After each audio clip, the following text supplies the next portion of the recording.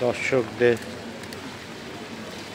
আমাদের টিভির পর্দায় যারা চোখ রেখেছেন তাদের জন্য দেখে মনে হবে যে আমরা এই মুহূর্তে দাঁড়িয়ে আছি কাশী বিশ্বনাথ, তার ঘাট।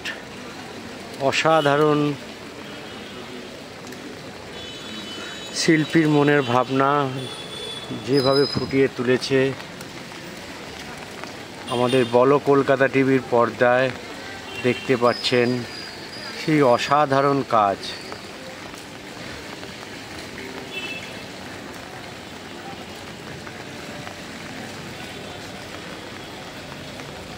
বলো কলকাতা টিভির পর্দায়